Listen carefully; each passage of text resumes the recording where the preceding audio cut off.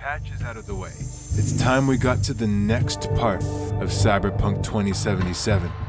So, let's get started with the narrative! This is a meditation of the earth element. This is a meditation of the earth element.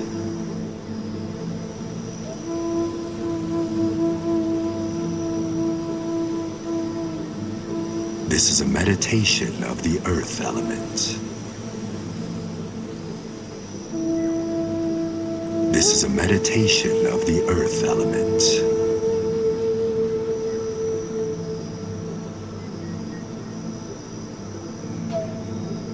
This is a meditation of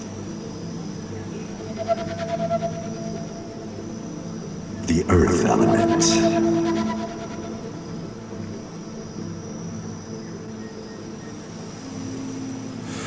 Cyberpunk 2077's story.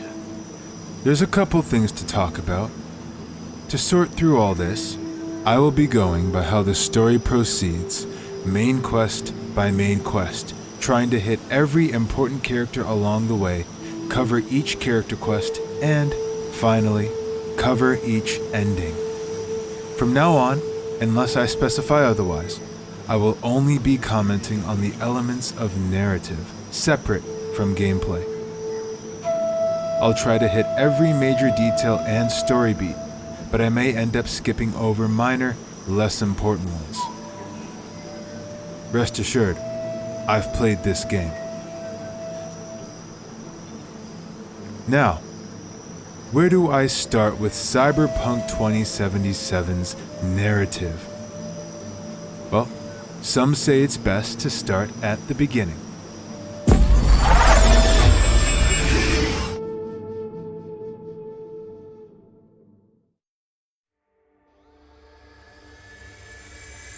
Of course, the story of Cyberpunk 2077 starts in the prologue, which starts in whichever of the three origins you chose. Let's cover the starts from worst to best. And yeah, there is a worst and there is a best. It's not an opinion, it's an objective fact. And you already know it.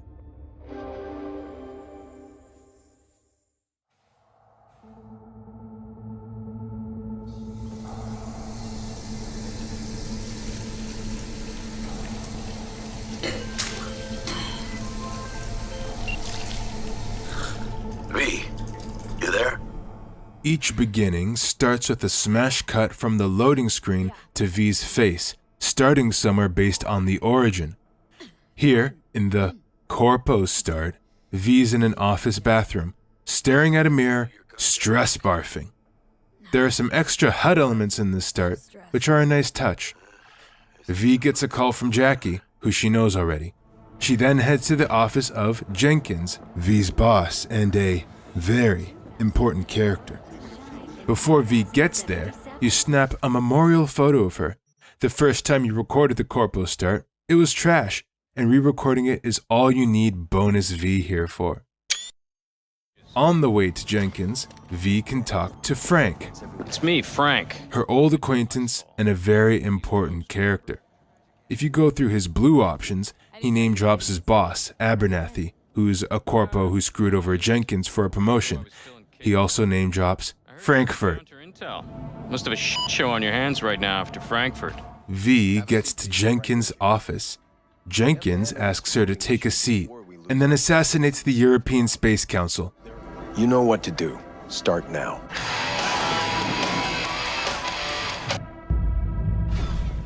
In the name of Frankfurt.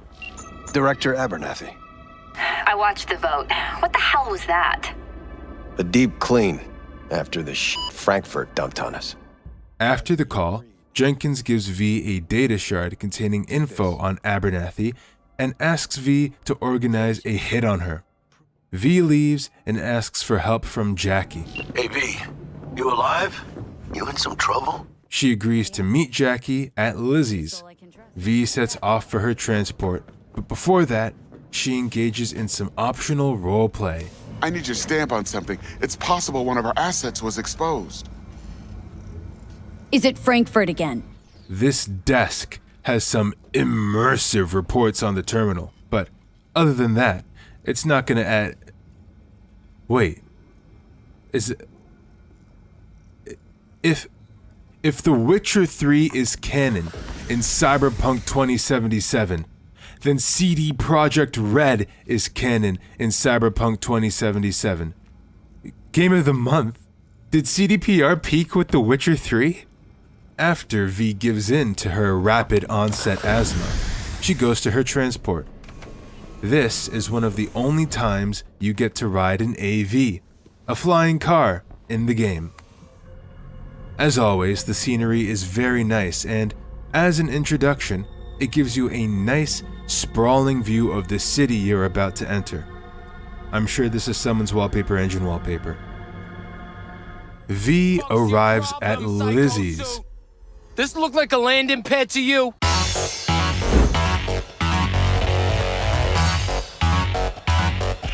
have fucking crushed us.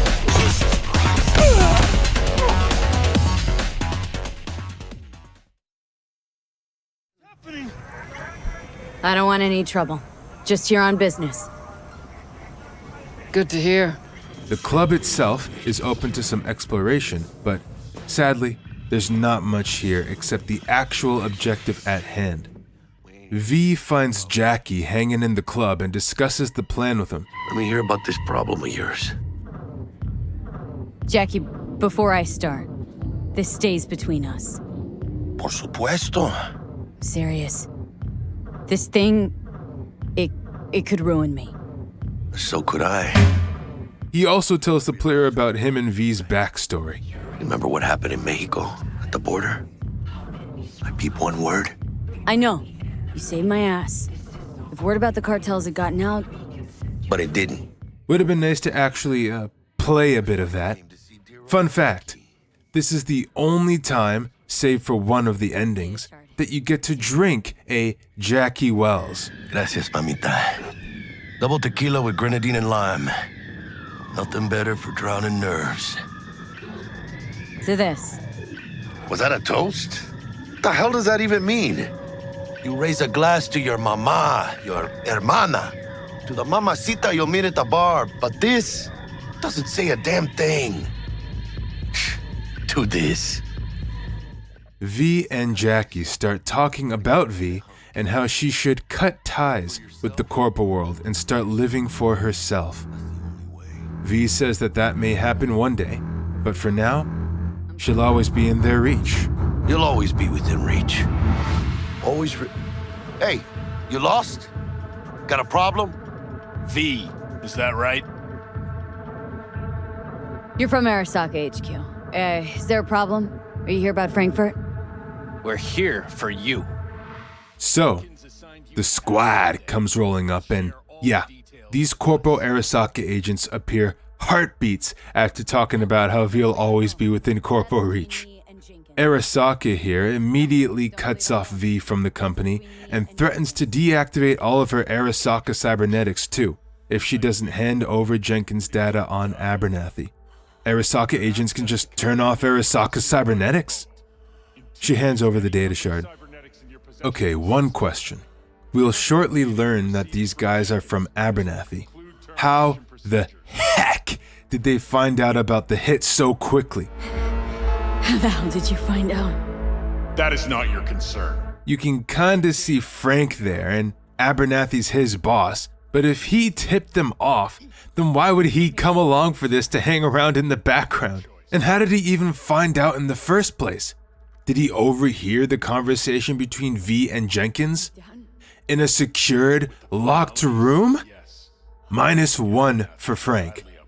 After V hands over the data shard, the squad prepares to make V come with them for Abernathy when Jackie steps in and saves her. +1 for Jackie. You get to hear some good voice acting. V, how you feel? You all right? Like shit. My throat's like sandpaper. Not sure I can breathe. It's like when my little primito was ditching drugs. Nasty chills, trembling hands, cold sweat and dry heaving. Yeah. Sounds about right. Jackie discusses how being instantly and completely cut off from Arasaka is probably a good thing. V has a hard time dealing with it, but takes up Jackie's advice, and Jackie offers to help her out. This is a turn for the better. You'll see. Besides, you haven't lost everything. No, Jack, I did. Lost everything. Access to intel systems. My pad, car, contacts. Every shred of credibility. Well, at least you still got the eddies for the hit job. Jackie encourages his friend and helps to pull her out of the gutter. +1 for Jackie. That's right, chica. Buckle up. Hey, you hearing all right? Don't look so hot. V! Hey, hermana. Your new life. It starts now. After this, the starting cutscene initiates, and V proceeds onto Night City with Jackie. This, the Corpo start, is the weakest opening of the 3. Yeah, because of Frankfurt. Easily. Jackie's a major part of Act 1 of the story, and this is the only opening where you just know him. Getting to see him stand up for V is very nice, but it's still a blatantly expedient introduction for the character. This is also the shortest opening out of the 3. If you boil it down, the objectives amount to walking to Jenkins' office and talking to him, walking to the AV and flying to Lizzie's, and then talking to Jackie and the boys. Frank and the immersion desk are optional. The little bits of Corpo role-playing are also good, and, of course, they help you get into the headspace of the V you're playing. But that's the minimal that one of these openings should achieve, and the other openings just do it better. It's little things in hindsight, like you're working in Arasaka, but nobody mentions any of the Arasakas? However, I've done playthroughs with all 3 paths, and despite these facts, the unique Corpo dialogue options are actually my favorite. They were the most interesting. So, how can it be so bass-ackwards in the development that the Corpo ended up being my favorite origin to play as, with the least impressive opening and origin mission? That one's past my ears and over my head. Now, let's go on to the middle best opening. In the Streetkid start, V's in a bar, getting used to his new hands. The bartender offers him A little anesthesia. and V's staring into a mirror. Why is there a mirror here? V sets his nose like a badass Motherfucker. Someone tried to give him his mug moment, but he handled it. Local guy. The line You really think somebody local will try to mug me, Pepe? is dropped, fleshing out V as a G, at least locally. Got a problem. The bartender's name is Pepe, by the way. You actually get to do a side quest for him later. For now, Pepe lets V know that he has a problem. He owes a fixer named Girk some money for something. Probably the golden cybernetic hand! Or the solid gone chain! My bro jumped the joint. Deserve the hero's welcome. I know I fuck up, V. You ever gonna get wise, Pepe? Oh, if Pepe doesn't pay Kirk by tomorrow, he gets kneecapped. So he asks V if he can sort it out with Kirk for him. V agrees, cause V is a G. Apparently Kirk is right upstairs. Convenient. On the way up there, you can catch a peek at Mama Wells, who also gets a quest attached to her later.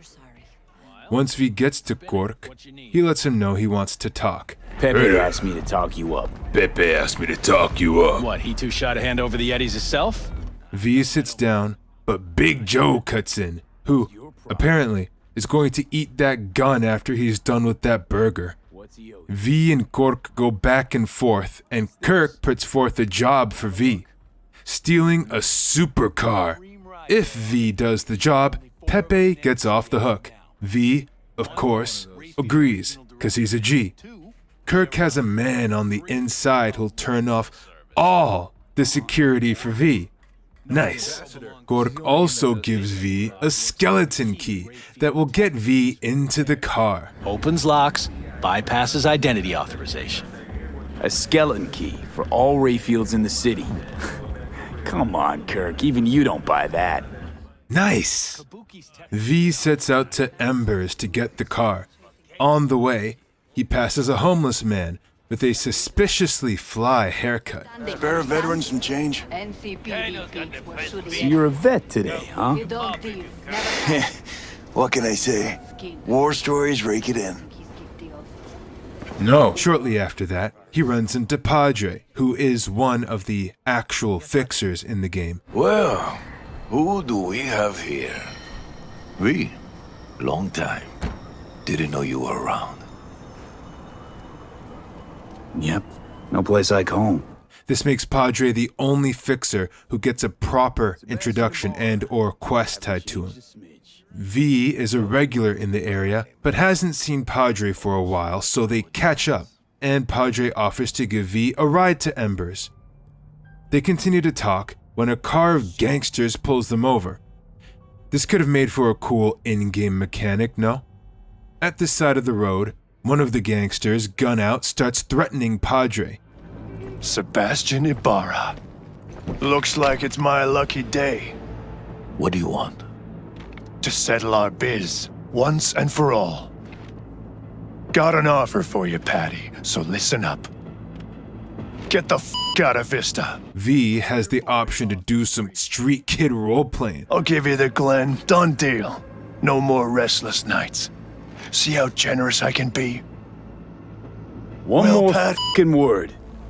Stay out of this. I don't know you. And I don't know you, which means you're worth shit around here and capable of even less. Well, anything else? It seems our conversation has come to a close. Careful, Padre. Never know who's got a barrel at your six.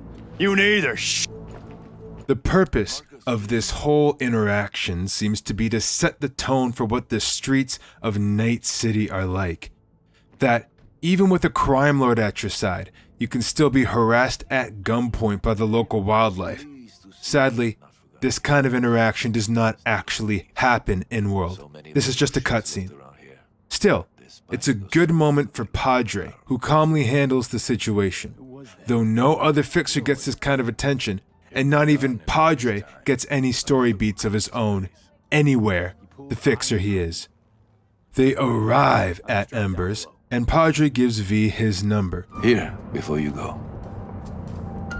Your number. Could be useful.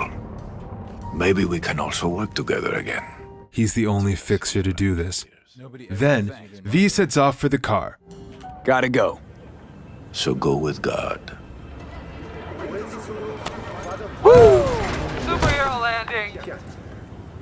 Or I'll be damned. On the way to the garage, Gork calls V and reminds him about Rick, his man on the inside. V? Status? On location. About to find your man. Rick's one of the good guys, you'll see. I trust him like a brother. Yeah, so you said. Once inside the garage, V can talk to Rick. Find Rick optional. No, f*** Rick. Yeah. Something I can help you with. Nope. Now, V just walks right up to the VIP parking spot where the car is, pulls out the skeleton key, which instantly works, and hops into the car. Take for a whirl. You don't need to find You're Rick. a man of little faith. See? We're rich. Now fire her up and call me when you're underway. Tell you where to go. Looks like this'll be a cool breeze.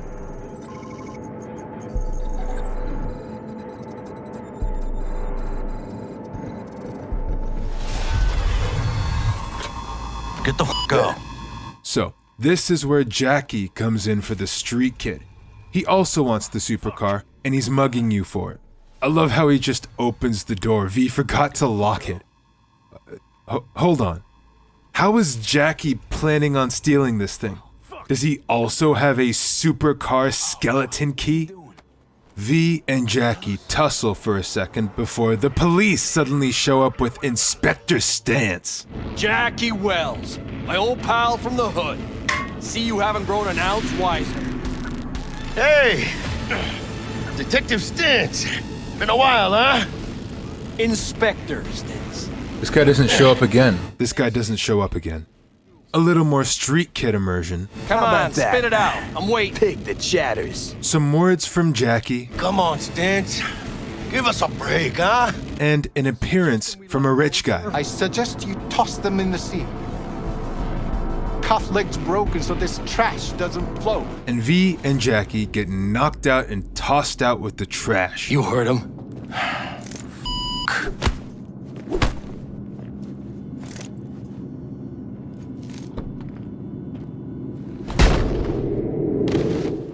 Motherfucker. Ugh.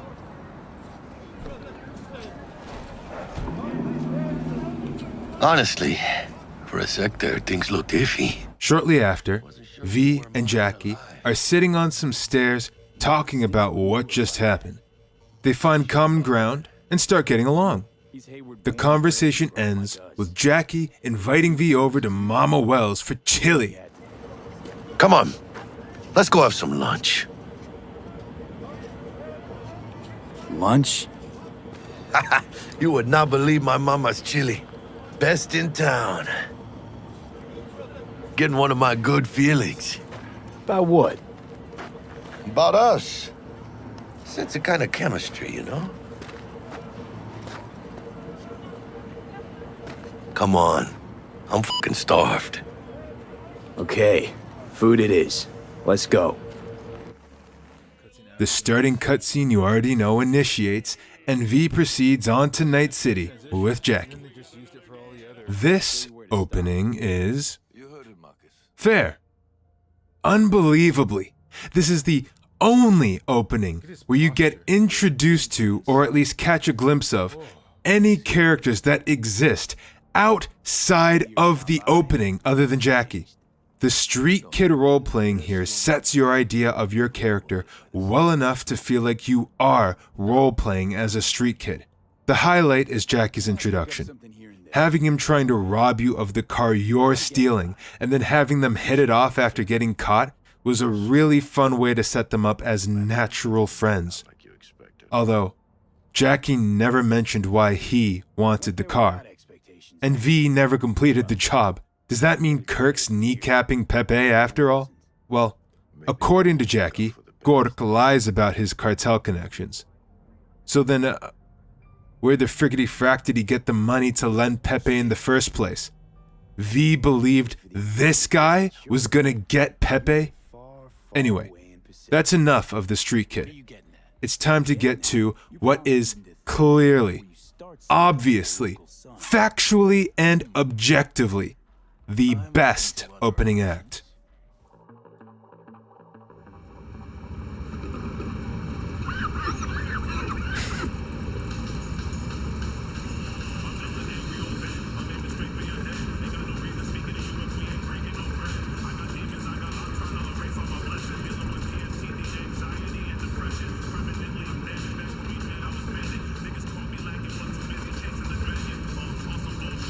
In the Nomad start, V's in a garage, staring at a mirror with an extra mean face on. After waiting there for a while and working his neck a bit, he then removes his backer's patch, grabs his walkie-talkie, and turns around. Electric coupling module. You said it was nothing serious when I came in. You said you were sure. V tussles with the mechanic over the state of his car and decides to finish the job himself. Got any idea what to do? He bypasses the coupling and goes to start up his car. Okay, let's see what happens. It's like I was telling you.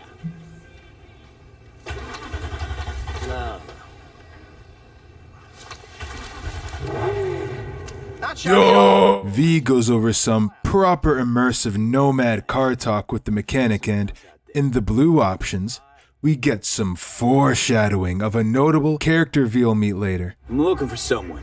Jackie Wells. Wow. Shortly after that, the sheriff walks in.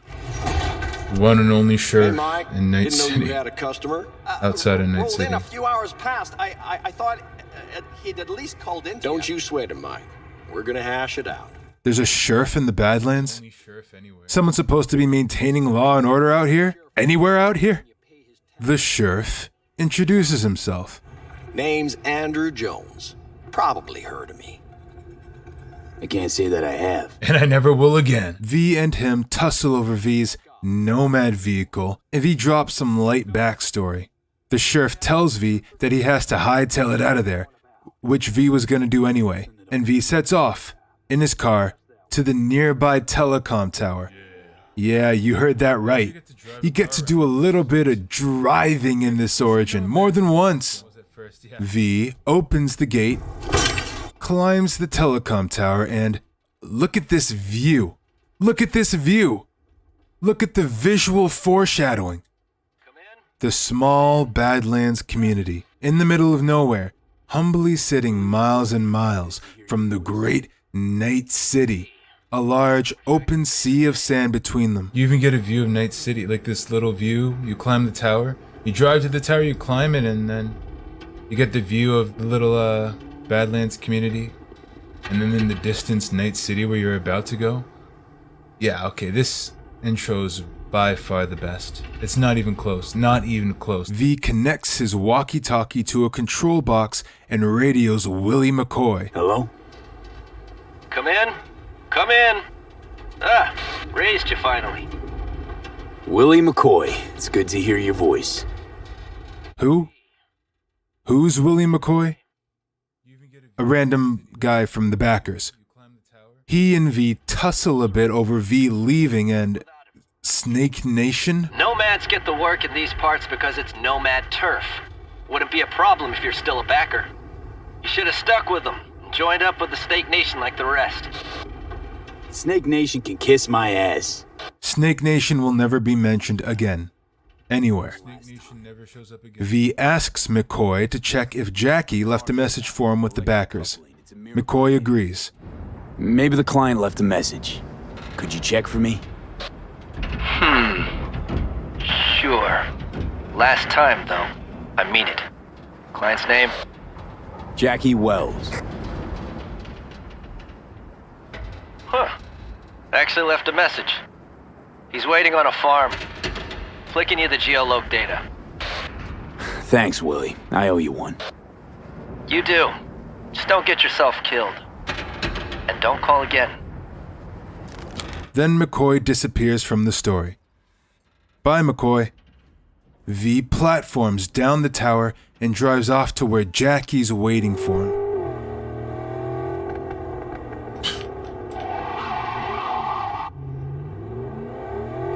I have to see.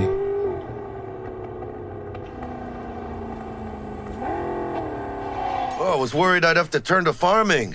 Yeah, sure hope you're here for me. There he is, sitting like a swag lord. It's nice that Jackie gets something of a small build-up in this opener. Jackie talks up V, and they learn a little bit about each other. Then they rehash the nature of the job. V smuggling Jackie and his missing crate into Night City, where V's planning to start up something new for himself. Let's load it in the car. A huevo. On the way to the border crossing, Jackie expresses his doubts, but V reassures him that it's not his first time doing this. Some Nomad role-playing for V.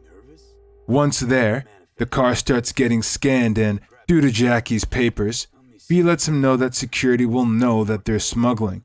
Jackie's worried, but V again assures Jackie that he's a pro, and it's all according to plan. V, being an absolute pro at what he does, calming down Jackie with his competence. +1 for V. The owner of the vehicle in the inspection area will report for further questioning. Chingada madre. What now? Relax. It's all in line with procedures. It's all part of the plan. Hey, guess you know what you're doing, huh? If we want the customs officer to turn a 'Cause blind I'm a eye pro. to dubious dock use, we'll need a sweetener. Do you have the credit chip with the bribe? Oh, yeah. Forgot about that. Right. You forgot. These little Jackie moments don't go unnoticed. It's good when a character shows character. V steps out of his car into the customs office and hands over his gun. Rude! You don't just walk through another man. He speaks with the customs officer, and because he's a pro, it goes smoothly. Papers? I know the rules. Everything's there. It might be. It might not be. We'll see. Ah, yes. Remind me, you drive for which Nomad clan? I don't think that's any concern of yours. Is that what you believe? You know, whenever I see someone like you, I'm oh so grateful not to be on that side of the table. The feeling's mutual. Go on now. Your associate's waiting for you in the car. V takes back his gun and heads back to the car with Jackie. What happened in there? I'll tell you soon. We need to get out of here. With Jackie driving, V and he start off into Night City. Now, the other two origin stories might have ended here. We interacted with some characters, got some nice scenery, had some cool moments, and now we're off to Night City with Jackie. It could just end here, but it doesn't. Not only does it not end, but this is the best part of the origin. Jackie asks V how it went with the customs officer, and now V's the one who's worried. You gonna tell me what happened back there? Let's say I have a bad feeling about this. Oh. Happened a lot to you? Rarely. Smelling trouble around the bend? Drive, Jackie, just drive. Someone's coming our way. This does not look good. Stop your vehicle immediately. Let's get out of here. On it! You are transporting contraband that is corporate property. I repeat, stop the car. Damn. Yep, don't adjust your display. You see correctly. In this origin, you get to fire a gun. Now, it is true that you don't actually have to put out any enemies to succeed here. If you just stay alive, you'll lose them. However, in this one instance, it's entirely forgivable, as it's clear the openings aren't meant to offer you a challenge. They're just meant to introduce V, Jackie, and the game world to the player. Or maybe Jackie's just a good and useful getaway driver. +1 for Jackie? By the way, you're shooting out of the passenger seat of a moving vehicle. The only other time this happens in the whole entire game is in that E3 presentation moment in Act 1. After the officers are dealt with, Jackie uses his criminal instincts to find an abandoned garage for V and him to safely hide out in. We can't stop here. Gonna stop here. V and Jackie get into a minor tussle over the whole situation, but they smooth it out quickly with each other. I almost tagged our asses. That what you call smuggling? Chingado! It was supposed to go smooth. No problems. If you think this is my fault, at least have the balls to say so. I don't know yet. Is it? Border security tipped off the corporation that we have their cargo. What's the deal with these borderlies flipping us the finger as they fucking please? With no consequences. He took a risk. He assumed we didn't have a clan backing us, and he was right. Pendejamente ridículo. So what now? I could ask the same question. Will you keep whining, or will we put a bow on this thing? I ain't gonna lie. I'm a bit light. I can't pay you now. I have something for you once I collect my scrap for this Corpo-Rat we're carrying. Huh, and you just figured I would sit by patiently. Actually, I wasn't gonna pay you at all. It's just gonna bust ass and disappear as soon as we crossed over, but you're all right. I appreciate the honesty. Thanks. So, what's next? Now we take a peek inside.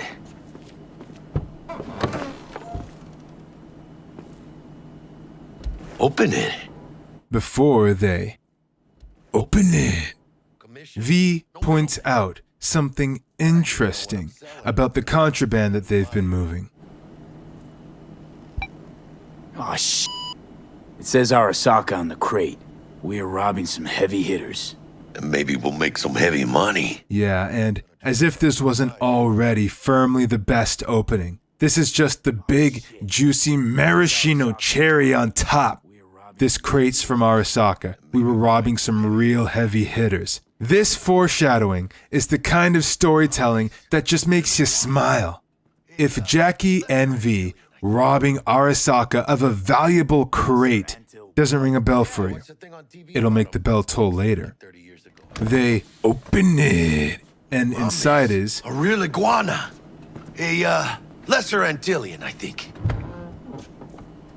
Lesser Antil what? Yeah, I watched a thing on TV about them. Went extinct like 30 years ago. They're from the Lesser Antilles. You come a long way, my scaly friend.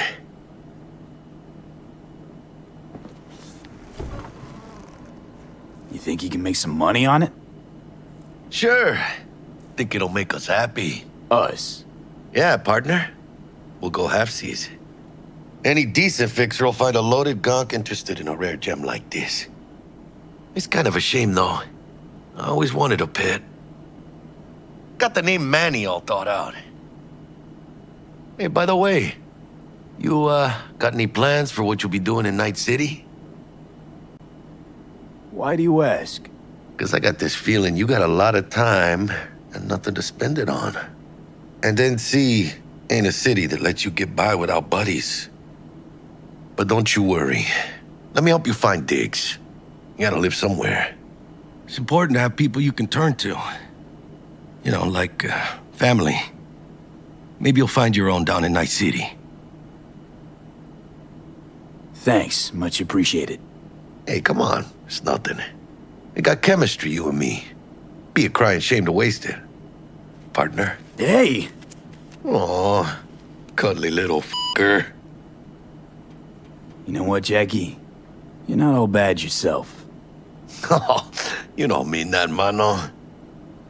Okay, partner. Time to grab the lizard and scurry out of here. Yeah, I ended this one smiling. What we have just gone through is the greatest of the three openers. I still don't know what Snake Nation is. I've never seen that or any other sheriff again, and I've never had to go through border security to go into the Badlands again. But the meaningful view, the driving, Jackie being lightly alluded to before his introduction, actually crossing the border into Night City, the shootout, and that foreshadowing on the crate. It leaves me thinking that this was simply the first one that they worked on, and then they just started running out of time for the other two. If that's the case, then what a shame on their part, but at least we still have the Nomad opening. With all three openings out of the way, let's continue. Night City! The opening cutscene. The opening cutscene plays the same no matter which opening you complete. They try to make it seamless, but it's clear which opening they had in mind when they made this. Come on. I'm fucking starved. Okay, food it is. Let's go. Hello there, Night City! Stanley here with you, and we got another day ahead of us in this city of dreams. Ooh, I love this town. But let's talk about what's actually happening here. First, some demented trumpets start playing. Jackie's going absolutely mental in the street. You meet Mama Wells and we go upstairs and now we're in a club tipping off some Joy Toy and now we're with Padre and now we're buying a car. There's Misty. She stares at V longingly. She points. What's this gesture? This is Vic, he's here. And now who's this guy? He's such a high-valued target that we throw a dance party after bodying him. We're vibing too hard, so the bouncers bounce over and V gets friggin' curb stomped on the dance floor. Oh, it's still going? Okay, we steal a briefcase. You dead. You dead. Jackie buys his pistols, shooting people. Mama Wells holds your face. You live somewhere. And a gun. I bet you can't even tell the places where I cut it. You know what I call that? Inflated. And this pointless narration is going on over the whole thing. Popped you out on the steps of an orphanage once, and now stops you to ask if you got a smoke for her. You gotta smoke for her! Let's actually go over the stuff that matters here. In the almost 1.5 minute cutscene that plays, V meets Mama Wells, then steals a money case for Padre. He uses the Padre money to buy a car. Jackie introduces V to Misty. Misty stares longingly into V's eyes and then points to where Victor is. V meets Victor. After some clubbing, V and Jackie steal money from a gangster. They use the money to buy some guns. V buys an apartment, puts down his duffel bag, and pulls out a single handgun out of it. I wish I could have played all that. Chick we're looking for is somewhere in this building. Probably crawling with the pendejos that kidnapped her.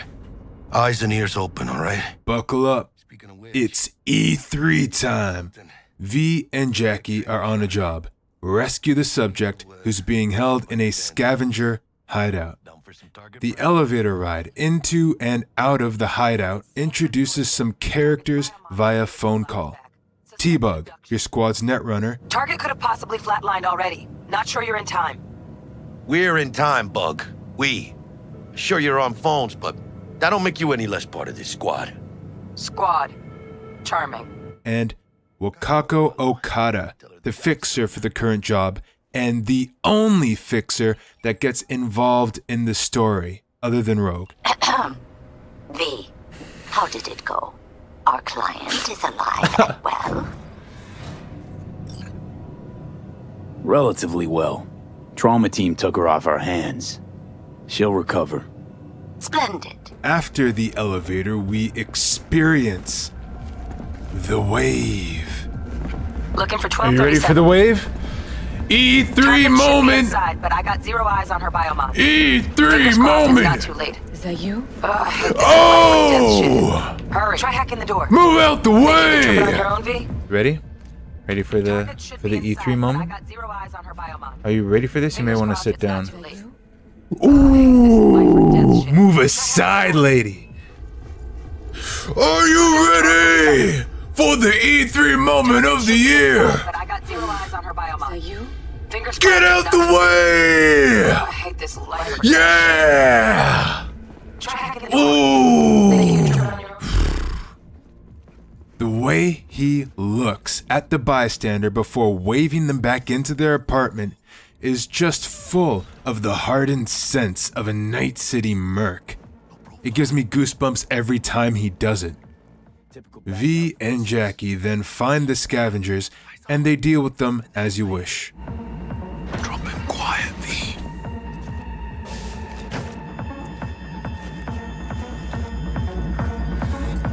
Careful now. Hold on. They're up coming at me! Hijos de puta! Guess where I'm aiming?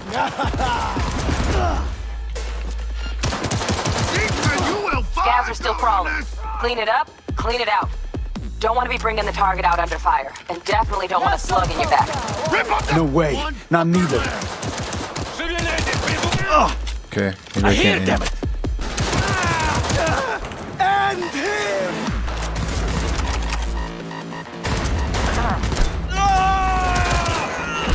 I ain't left!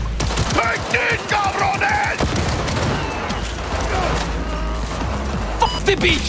Whoa. Good one!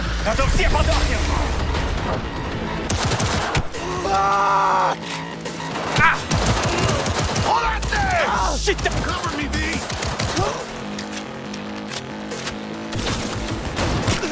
Hurrah!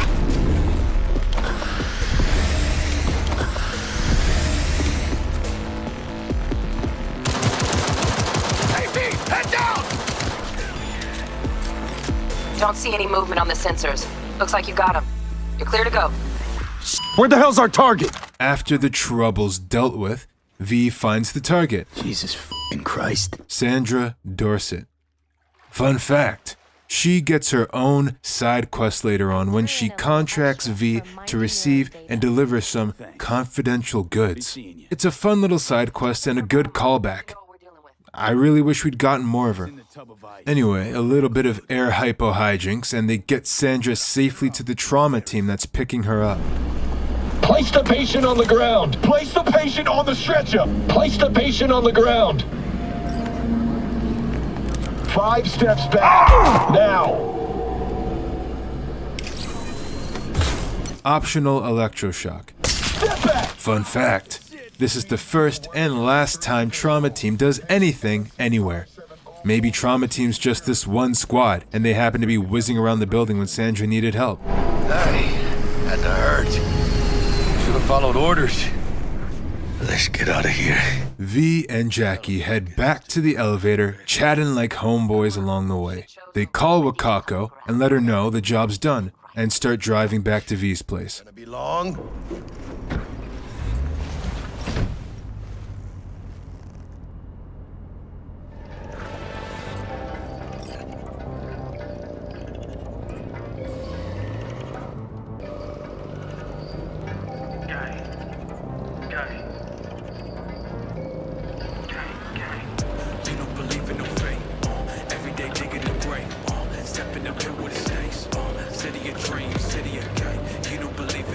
Can't stop digging Night City.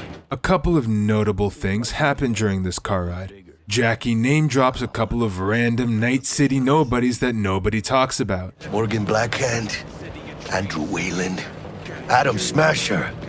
Legends are born here. Okay, Adam Smasher. He gets 4 legendary appearances. Next, the E3 car chase happens. Let's grab a tight bite. What do you say? Jackie, they're locking down Watson, remember? Oh, shit. You're right. Is it just me, or... Oh, fucking knew it. Van on our ass, tailing us. Chingado. I don't like this, V. Not one tiny bit. Scab! Hijo de puta! Contrary to what was suggested in the old gameplay reveal, these enemies are scripted, not a consequence. You can die, and it is harder than you might think, on hard with no healing items and no console auto-aim. But the scripted nature of this event is apparent if you don't respect it. This is also the last time you get to shoot out the window of a moving vehicle. Chingado! V and Jackie come rolling up to a police barricade blocking them from V's place, but they bro their way through. Look at him. No model citizen, maybe, but he's a good kid. Let them through, but they're the last. Okay, on your way. You have a good evening now, officer, ma'am. Officer ma'am. Then they come across a Max Tac raid. Check it out, V. Shit's going down. Get there! Fucking shoot! Nobody ever calls Max Tac. Don't know why they're shooting random gangsters. Unlike the drive-by shooting, I can't say that Max Tac never shows up again. They just hardly show up again. They appear in one random event side story. And they also appear if you get your wanted level high enough, which never happens and is a shame. They could have been quite cool. They were even in that original teaser back in the day, remember that? Remember, nobody ever calls Max Tac. Next, some Europeans start convulsing in the radio.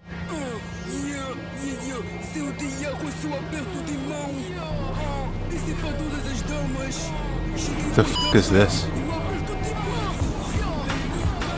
Made it. Almost at your place. What about you? Not likely to make it back to Haywood now. Chill, V. They'll let me through. Sure about that? Oh, yeah. I'll play nice Jackie again.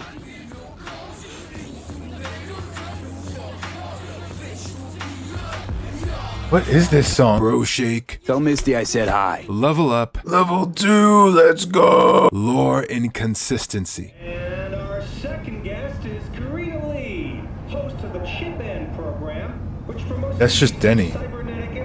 That's Denny. That's Denny's model. Can't complain, Ziggy. Thanks for That's having Denny.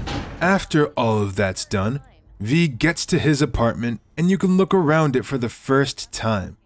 There's a TV that doesn't play much, a radio that plays Euro convulsions, V's stash, a shower, and a computer for viewing scam emails. Nice. With all that done, V goes to sleep.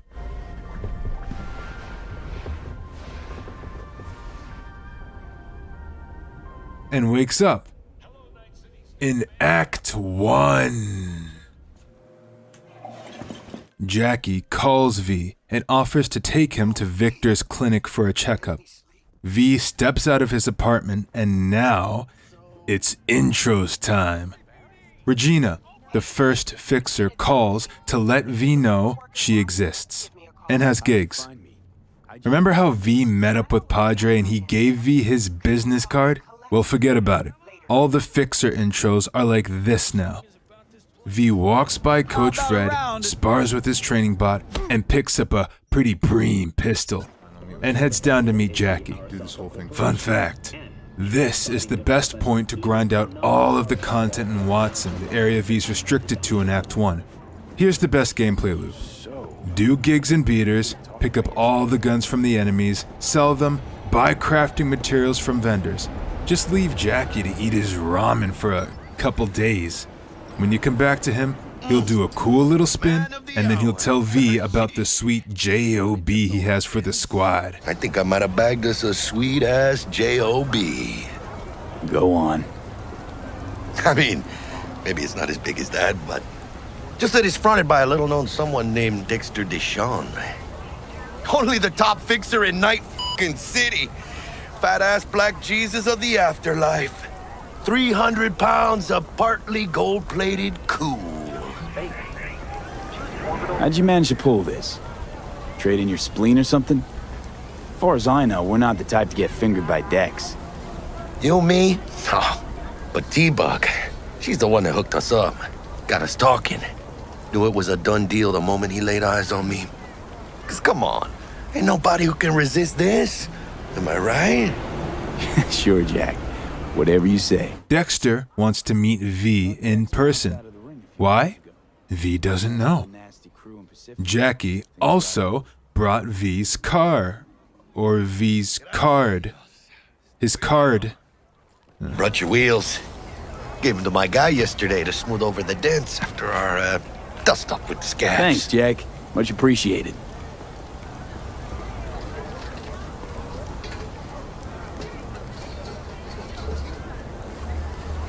They head off to Victor's. After V gets there, he heads to Vic the Ripperdocs, passing through Misty's Esoterica along the way. Hey, V. But who are those? Dr. Vector will see you now. You ask? Why the Titans of Entertainment in Alpha Centauri? I'll sit tight over here. Me and Misty got a little catching up. In their wretchedness, they placate their weary and oppressed masses by putting our laughter, our tears, on fools and... V gets to Vic's and acts all old frenzy with him. It's good to see you. Good to see you too, V. It's been a while. Vic installs some Kuroshi optics for V. This whole thing was an E3 moment, by the way, so it goes by really fast. Kuroshi optics. Best I've got, and should be about right. ¿Quieres? Mark 1, like I said.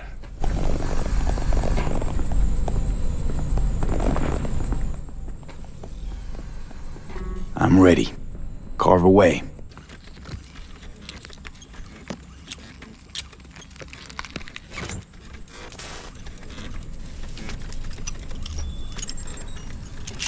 Now, I hope you don't mind, but I had to go rooting around there in your noggin to pull all the bits of lead out.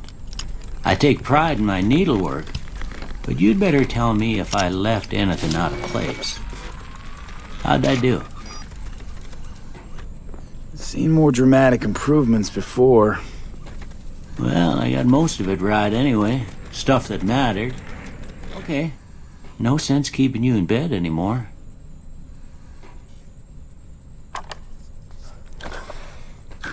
Thanks again, Vic. You're the best. I owe you. V leaves Victor's clinic, and Victor leaves the story for a very, very, very long time. And once you hit the big leagues, don't forget where you came from. Not that it matters.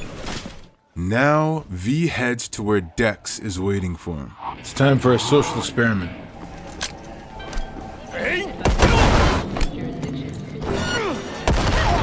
Crime? What the f you want? Oh, those are police. My bad. Yeah, my bad, sorry.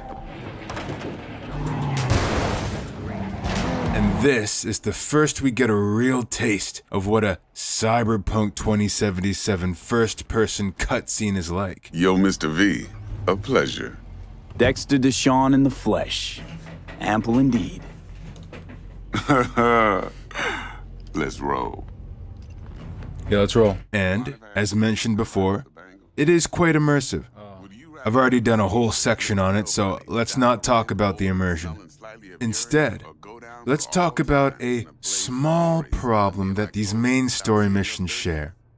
Story details, important story details, fly by way too fast and are mentioned way too casually.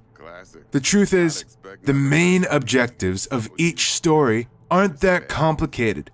Why then have I heard stories of people needing to keep notes on what's going on and what V has to do? Stop paying attention to every word for a split second and your objective will likely be buried in flavor text or just breezed over way too casually. Small example. Dex starts the car ride by asking a simple question. Would you rather live out the rest of your life quietly or go out in a blaze of glory? However, he chooses to phrase it like this. Mind if I ask you something right off the bangle? Would you rather live in pieces, Mr. Nobody, die ripe, old, and smelling slightly of urine, or go down for all times in a blaze of glory, smelling near like posies, without seeing your 30th? What?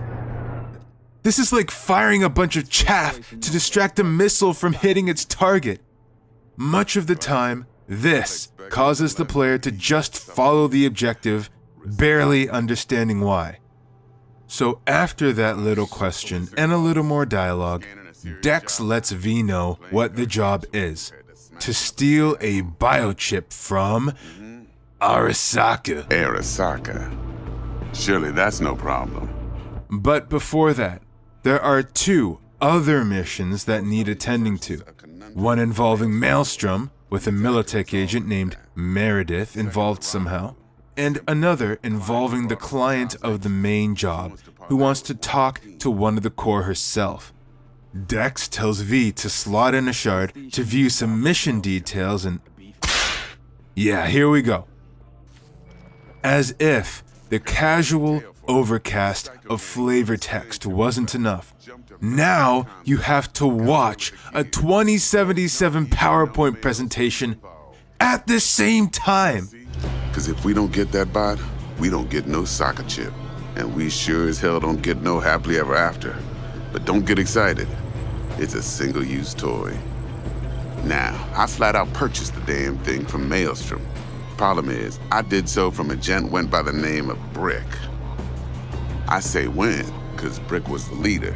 3 days after we'd sealed our deal, his friend and gangmate, one Simon Randall, aka Royce, plain dropped his ass. Royce is in charge now, and I got no way of knowing if he aims to honor his predecessor's word. To add to this shitstorm, one Meredith Stout of Militech has developed an interest in said convoy. For a fixer, Dex isn't very direct. Too many details are dropped too fast. And now that I think about it, the main objective, and what will become the main objective of the whole story, the biochip, gets way less attention than these two pre-missions do in the briefing. Why? Because this was made for the E3 gameplay reveal. They didn't want to drop too many details about it, but it's the most important thing to remember right now.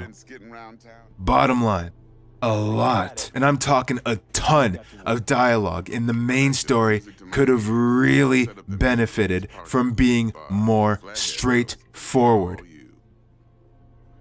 At the end of the ride, Dex phrases his question better. Quiet life or blaze of glory? And lets V go. Later now. V then gets a call from Jackie. Jackster, talk to Dex. Yeah, Gordito's a big deal. Literally and not, yeah. And then, in the middle of the call... Claimed to want to check our pro-cred, but to me it feels more like he tangled us up with Maelstrom and Militech. Are you seeing this? Did I put the right image up? This is seconds after your talk with Dex. They forgot to put in enough details about the biochip being super important, realized the mistake later, and then just threw them back in as a text message. Oh no, my fat ass straight up forgot to tell one Mr. V that our little soccer chip is the so-called relic. Best to fling our mercs and deeds for the thought leaves like a corpo slave in clock out hours. Oh yeah, the Jackie call. Jackie rehashes what was established in the conversation with Dex, and lets V know that he'll be waiting for him near the Maelstrom. At this point, you're free to explore around Watson for a while before you meet Jackie. It's no Yakuza, but 2077 has its handful of in-world activities. I hear gunshots, but there's no actual gun range. Gun range? Oh, is there a gun range? There's a gun range!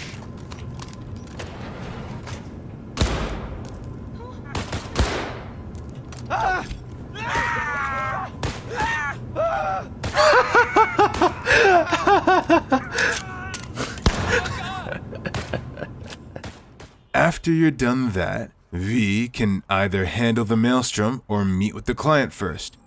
The order doesn't matter, so let's just go with the Maelstrom first.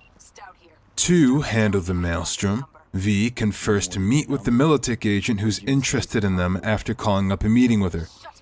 Fun fact, if you just follow the quest marker, you'll always meet her at an odd angle, sabotaging her E3 boss pose introduction.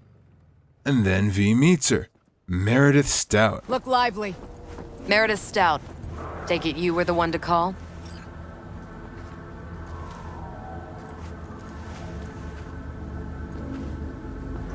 Got an offer. Thought you could blackmail me, f***er? Set conditions? Got any more for me? Get your f***ing hands off me!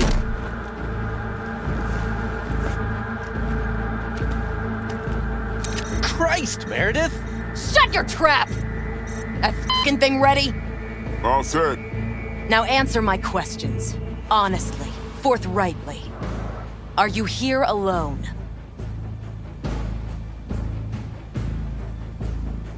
Got guardian angels with 50 caliber snipes aimed at your skull.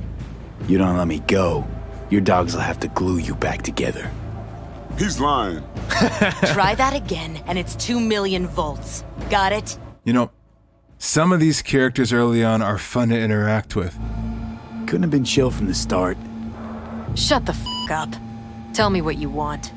You know what people like to see in a character? Well, characters who are good at what they do and know what they're doing. You have a plan how to deal with them? Could just take it by force, but they're expecting payment. So I could go that route too. Fine, the latter. But on one condition. You pay with our money.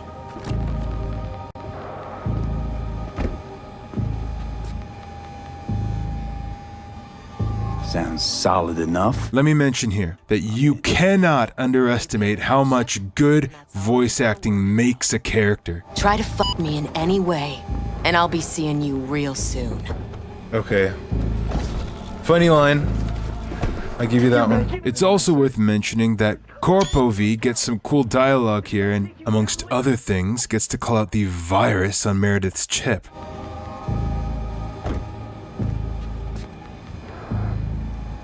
That the kind of subtlety they teach at Militech? Chip spiked with a virus, clearly. That is true. Something goes wrong, I'm the one they'll fill full of holes, not you. Time you were straight with me. What's on there? A tracing algorithm. Latches on to financial streams. Nothing you need to worry your head about. After Meredith, it's time to handle the maelstrom, and Jackie's waiting for V. Straight to biz, eh, mano? All right. After a conversation with one of the After a conversation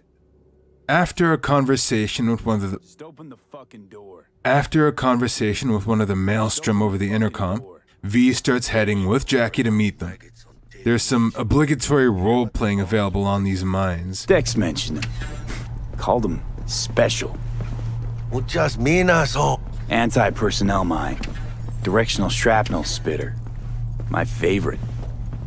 Then they pass a bunch of maelstrom, head up the elevator, and meet up with the sellers, including E3 Dum Dum.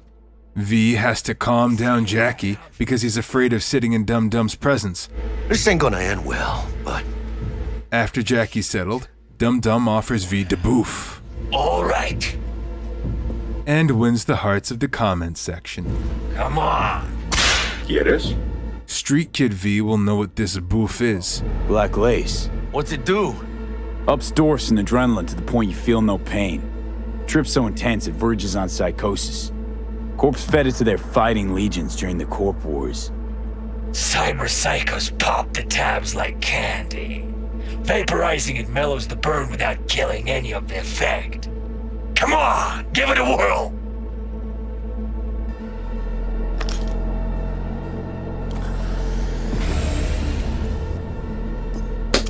Better? Well, I'm disappointed.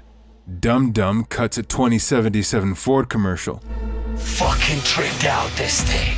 Dynamic thermo-optic camo armor. Full cognitive immersion with a Raven controller. Pimped out prototype actuators made of titanium, vanadium, Kevlar composite. And watch this. Fully integrated Link 2, so when the spider starts crawling up walls dangling from ceilings. Could lose your lunch. So what you think? After he's done that, V explains that it's already paid for when Royce barges in. Brick got it. I don't see any fucking brick around here, do you? If you don't remember who Royce is, oh well. Now, a variety of little outcomes can happen here. You can pay with Meredith's shard, causing the system to freak out, kill Royce, or just pay with your own money. The way this conversation flows can lead to some pretty funny gaps in logic. You fucking... Seeing as you already got the eddies for it, you ought to offer us a discount. A big one. A discount? Maybe it good?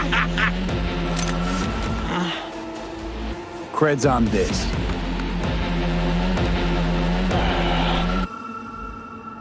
Either way, odds are you'll be fighting through the Maelstrom base after killing their leader. Bang. Bring it, cocksuckers! Let's go! Now it all makes sense.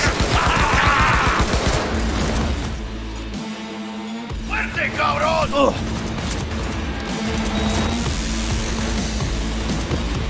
Dropped one! Mierda. Cut off. Grab the gear. Got the set, bot and controller. Then let's go. Quicker the better. Shit!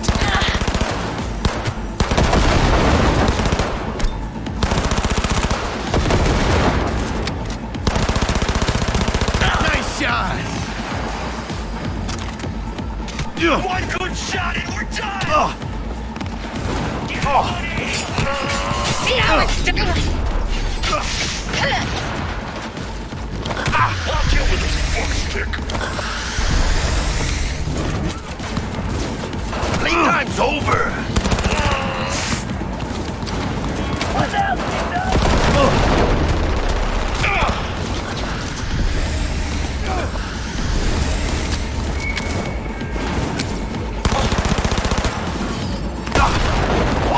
Gotta reload.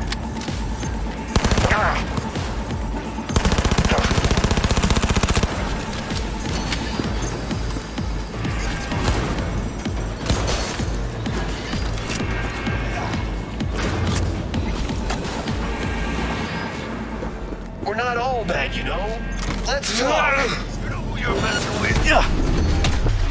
Excuse me?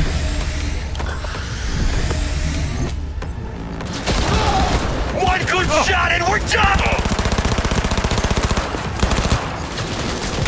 Careful, V! They got you!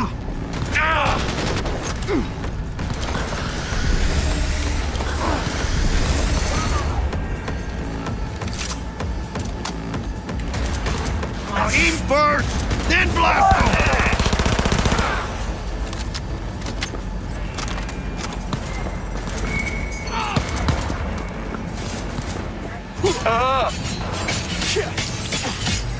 With you in a sec!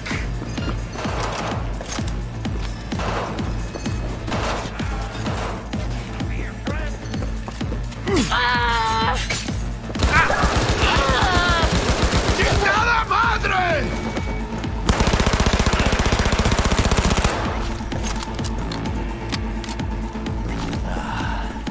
All cleaned up.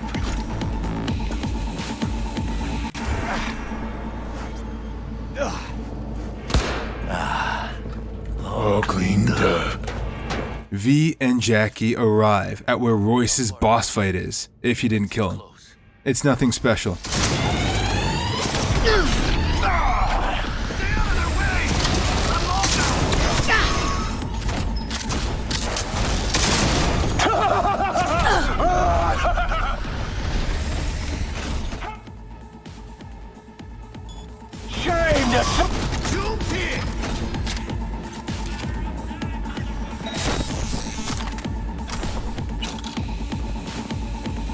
After the whole debacle's over, V and Jackie exit the building and are met by Meredith and the Militex.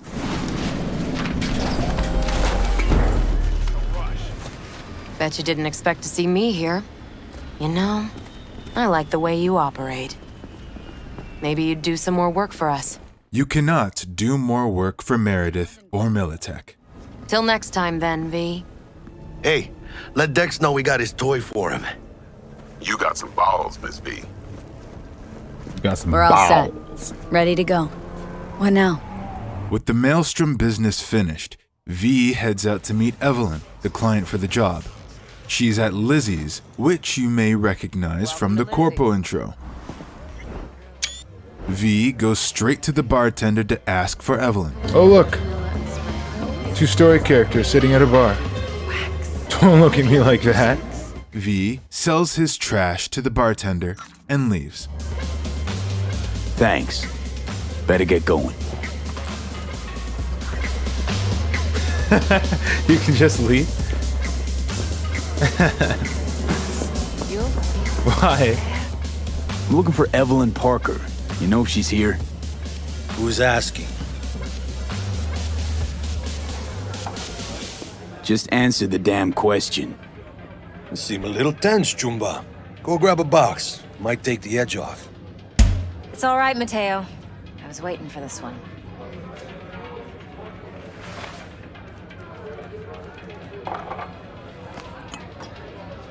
I can't physically turn my head that far. Evelyn Parker. I knew it was you as soon as you walked in. That's a lie. Come on. Know a place we can talk where ears won't prick up to listen. We'll be in the lounge, Mateo. If anyone asks, we're not here. Why don't you... In the back, Evelyn starts interviewing V You have trouble with... No. And, oddly, she starts laying out more details about the heist than Dex, including about the guy you're stealing from. Yorinobu Arasaka. Yorinobu Arasaka? Yorinobu Arasaka. Yorinobu Arasaka. Yorinobu Arasaka is a character that they'll gin up a bit in the story. He will appear twice, thrice depending on your ending.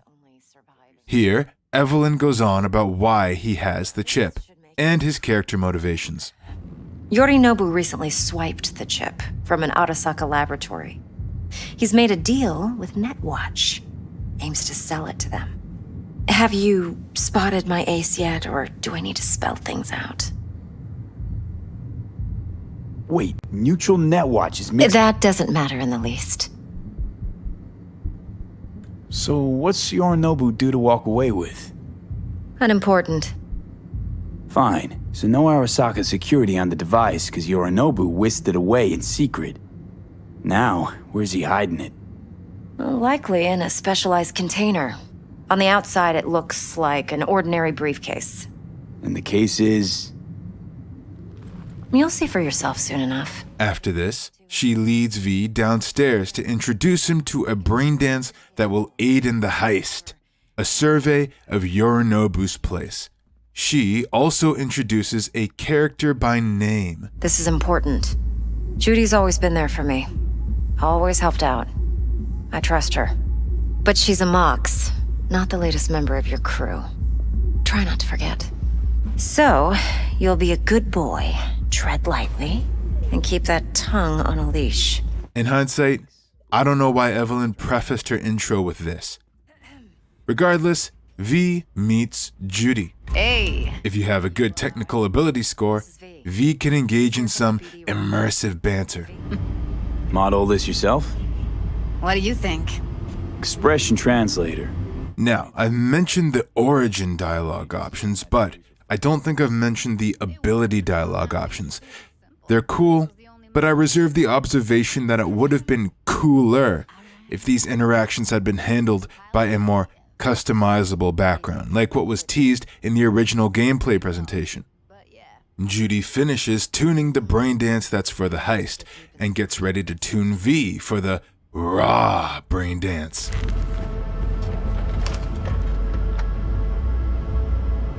Gotta create your sensory profile first. Okay, crank up the orgasms? Not this time. Get a lot of requests like this? All the time.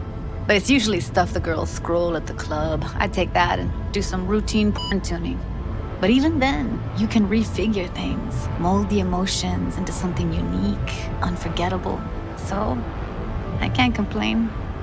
I appreciate them introducing some of her character traits early on like this. But first, she sets up V with a test BD. What'd you choose?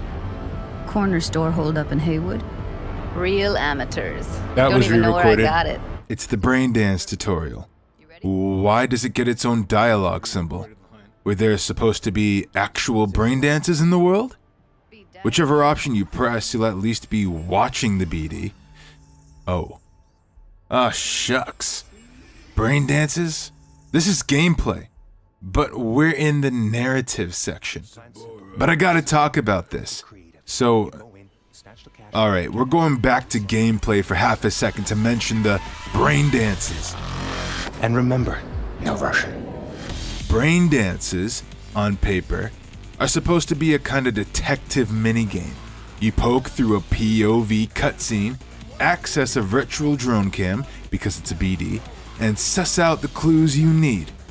However, in reality, these are just a point-and-click minigame without the click. You can scroll through the length of the recording and cycle through the 3 sensory layers, pointing the camera at suspecting spots to scan them. But the spots you need to point the camera at are already highlighted. So the whole minigame makes itself out to be just a slow break in gameplay. A snaily, interactive cutscene. The first viewing of each braindance cutscene it's just as good as any other cutscene. But after that first viewing, any novelty from the BD mechanic fades in lieu of just progressing the story. But this is just a tutorial BD, so there's not even a story here. V watches the BD, experiences getting glocked, got a good glockin', and comments on just how real the raw BD feels. After V jacks out, Judy gets the Yorinobu BD ready, and V starts getting T-Bug on the line to assist in the viewing. Judy expresses hesitation. Just need T-Bug to link in. Whoa, who? Running for my crew, security specialist. She'll tell me what to look for while we analyze. No problem, I hope. Actually, it is a problem. Not what we agreed, Ev. Relax, Judy. Everything will be fine. You don't quite grasp the risk I took by letting you in here. Evelyn calms her down. Judy, please. Fine. V calls up T-Bug, who does her best lead hacker impression. Jacking into your tech now. You've got to give me access. Opening port 1779. Secure protocol? Good, I'm going in. Should be getting my request now. Got it. You ready? A millisec. Okay, connection confirmed. Now some quick tip ice and we're clear. And the brain dance begins. Fire up, Judy.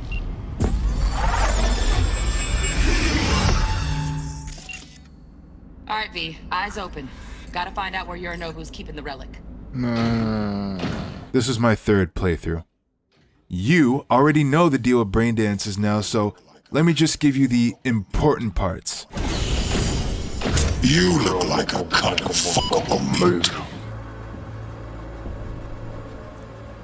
Loaded. Safety's on. Good to know, though. Once you're in there, don't forget about that iron. Manual details a special tip-controlled container. Relic needs to be kept real cool. So, Chip's gotta stay in the freezer. Yep, could damage it otherwise. Right, grab the heat sig. Matches the spec in the docks. Yorinobu's got the case here. Guaranteed. We got it. Good work. Looks like we got everything we need. The brain dance ends. Get everything you need? Yep, that'll do. Thanks, Judy.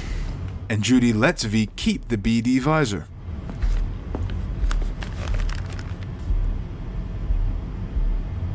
Keep it. I'll put it on Ev's tab. Not as sophisticated as what we got here, but should do the trick. And it keeps you out of harm's way. Clever. Speaking of harm's way, know what I see looking at you? Walking, talking corpses. Relax. I got it all under control. If you fuck up and they come knocking on my door. Judy, please. That's not gonna happen. Evelyn, please. No shortcuts. You go that route, City'll always win. So be careful. Of course I will be. Besides, we'll talk in a bit. Let's walk. Evelyn walks V away a couple of feet, and she rests any concerns that he has about her plot being discovered by anyone important. And then, she asks V to cut Dex out of the deal. What now? V, do this job for me. I mean me alone. No splitting the payout with anyone else. No middlemen. No Dex. This choice doesn't matter. This is a very reasonable request when you consider just how much nothing Dex actually does. V makes a big deal about this choice, but there's no actual choice at all. You can't even really agree right here. If I agree, there'll be hell to pay for sure. I know. Whatever you decide, it stays between us. 50-50 partners! Eddie's enough to do whatever the hell you like.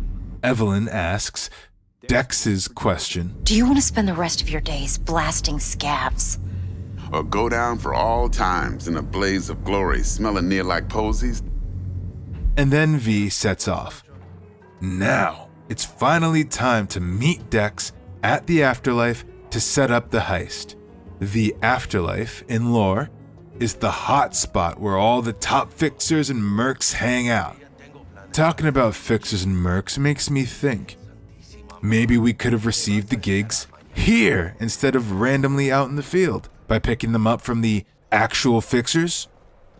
Anyway, V meets up with Jackie and they head inside.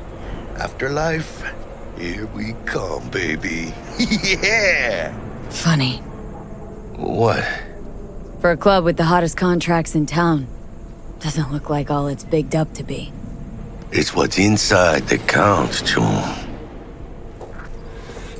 Ready to get your cherry pop to be a morgue. You believe that? Who would have thunk? Still is. Oh, for real? The dreams of those that come to the city. Proper burial. In the meantime, Jackie name drops some random Night City nobodies that nobody talks about. Can you imagine? Susan Forrest, Boa Boa, maybe even Morgan Blackhand. And Corpo V gets some chuckle-worthy dialogue. Say I wanted to have a drink named after me. What would I have to do? Snuff it. By the way, name's Jackie Wells.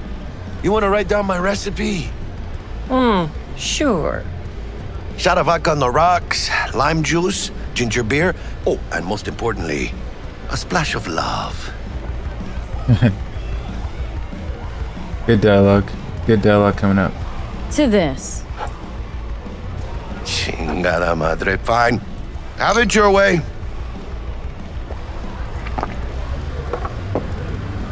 Who else can I drink here? All on the menu. There is no menu. There's no menu. V and Jackie then get called over to Dex. Never miss a photo op. That's right, Excelsior. Excelsior. Gold hard eddies, as per Excelsior. At Dex, another photo op. Dex addresses V for getting Jackie for some reason. V presents the spider bot, and then Dex asks to be filled in on Evelyn. They briefly discuss Evelyn and how there seems to be something off about her. How the lives she leads don't quite add up. You saying we putting 2 and 2 together and getting 5? Some part of the equation's missing then, clearly. That's why y'all got a fixer. Fuck you. V and the Cyberpunks get to going over the plan. Oh, not this malarkey again. Hey, at least this one's simpler. Why? It wasn't made for E3. Now the plan is simple. Get dropped off at Yorinobu's hotel. Use fake IDs to get in. Hack the system. Steal the relic. V can ask some extra questions, but this is definitely extra details that need not be known. Jackie's leg is going absolutely mental. Jackie brings up pay, and Dex brings up the non-negotiable rate for newbies. I got a question. When do we get to the real reason we're all here? Cut for fresh talent's always the same and non-negotiable. 30%. Bro. V can negotiate the non-negotiable rate with 2 clicks. Come on, Dex. Isn't that a little low? Hey, hold on, Holmes. Who got the flathead? Who pulled the intel from the Braindance? And we're going in a hotel full of soccer men to swipe some fucking toy from the boss's son. We are the job. And who's providing transport? A top-tier netrunner and a lead-proof plan and intel? You sure you want to go down this road? What happens when you say? Jack's right, Dex. We ought to get more than 30. We deserve more. Probably nothing. Fine, 35, and that's my final offer. I can live with that. It's my final offer, too. Been a while since I got a run for my eddies. Actually kind of fun. Last thing. It doesn't matter. He's got a strict no-iron policy. A quick talk with T-Bug. And V and the Cyberpunks head out to the heist. Let's roll. No point in waiting. In getting rich, you mean? Welcome on board this Delamain service. With Delamain, you leave your problems at the door. Son of a bitch. The taxi ride to the hotel is mostly an introduction to Delamain the Taxi's capabilities and some mandatory tension between V and Jackie. Excelsior. This is how you want to cruise into the major leagues. That really your be-all and end-all? Huh? Dex managed to buy you off that cheap? With a suit, a limo? Dunno, Jack. Kinda feels like you're losing that steel grip of yours. Huh. Seems to me like it's you who's got some kind of problem. Need you to keep your head clear and in the game. We got a job to do. It's never, ever been clearer in my whole fucking life. Let me explain something to you, V. My whole life I've spent in this shit around us. And I ain't going back. We are nearing our destination. Once they near the hotel, T-Bug calls in to make sure the connection's secure and quotes the great Greek philosopher, Aristotle. If V's cool enough, she can request more Aristotle. How about you, V? I want more Aristotle. F*** off. And then, they arrive. I forgot. No iron, huh? All I have right, 36 Hannah. other guns on my person. We're good. As V and Jackie walk in, T-Bug goes over the plan once more. You're there to meet Hajime Taki, military Welcome tech to department Konpeki rep. Plaza. Papers are for the flathead. Don't worry. Got this. Corpo V here gets to really lay it on thick. Yokoso. Greetings and welcome to Konpeki Plaza. We'd like to check in. Of course. Just a moment, please. The name on the reservation is? Victorino. Double room, 2 adults, 1 night, correct? That's the one. Perfect. I'll go ahead and notify Taki-san of your arrival. No good. Not part of the plan. Talk her up, V. Stall. Have I asked you to do that? No. I just thought that since... Who asked you to think? Excuse me? I know damn well it wasn't me. Who was it? A word of advice, if I may. Do only what you're told to do. Now, what was that room number? Man, I love Corpo V. Didn't come on too strong? Trust me, places like this, you're either strong or you're nobody. Jackie also gets in some nice dialogue. What do you think, Hannah? Hmm? Quaint, cozy. Not like the hotel we had in Zurich for that convention. Don't need that, Jack. Enough. What? I'm taking this seriously. To seduce the world's most expensive model. I did not seduce her. I kidnapped her. You get the option to explore around the lounge a bit before heading to V's room. Corpo V gets even more immersion points. She gets some neat dialogue with the bartender. What can I get you, baby? Baby? What do you mean, f***ing baby? Baby. Baby! How about your name first? Want to make sure your supervisor hears about this. Whatever made you think I work here? You're standing in front of me. You got any idea who owns Konpeki Plaza? No. Strangest thing, nobody knows. It's like they're a ghost. But whoever it is, they like to keep things bright, shining, and sparkling here. Maybe, just maybe, they're so concerned about the quality of service, they sometimes moonlight as the bartender. Uh-huh. Why would they do that? Don't know. To keep a proprietor's eye on things. Maybe rake in some tips. Cool story, bro. Oh, cool story, Chum. Too bad it's made up. Everyone's making something up. Just like you, baby. Can I get you something?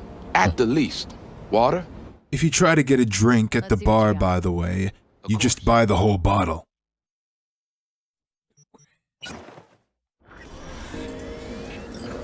Just bought a bottle. 今のままじゃ Oh, come on! だと思うんだよな。単純な表現しかできてないから。Come on! 笑いといえばコメディだし、恐怖はホラーだし、恋愛はラブロマンスじゃん。Come on! Are you serious? 感情表現って Why does he have to be in everything he's involved with now? Come on, they asked for his character model. Oh, shut up, Hideo. Hey, I can say hey to him. Hey. Bring a pitch. Hey. Hi. Hey. Thank you, Kojima-san. With that done, V jiggles her way to the room with Jackie. These two show up in a gig later on, by the way.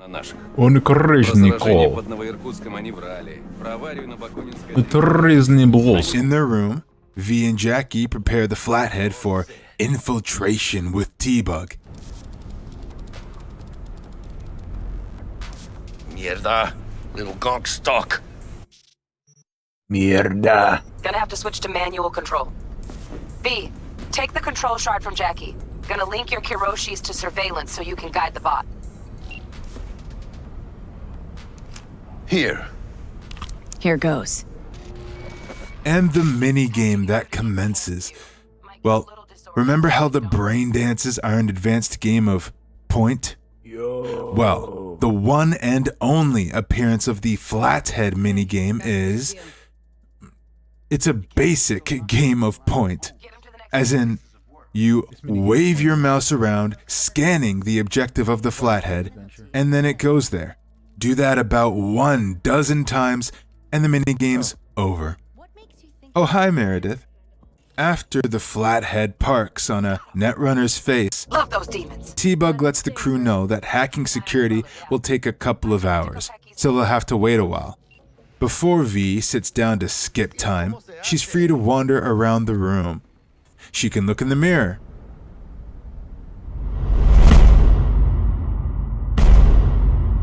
She can play with the door. Yeah. And then she sits down. Got nothing better to do. Jackie brings up Yorinobu Arasaka. What do you think? Why'd you give it all up? Who gave what up? Yorinobu Arasaka. Yorinobu Arasaka. No, I know. Just got to thinking's all. You ghost from your fam, chip some real skin, and play gang leader for a few years. For what? Probably just got bored. All 1%ers do sooner or later. After that, T-Bug lets them know that all's set. Tourist or not, he just walked into the lobby. And we are back in biz.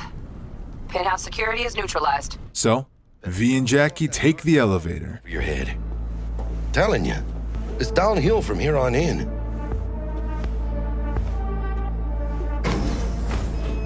Yorinobu. You, wanna hear a joke? Now? Seriously?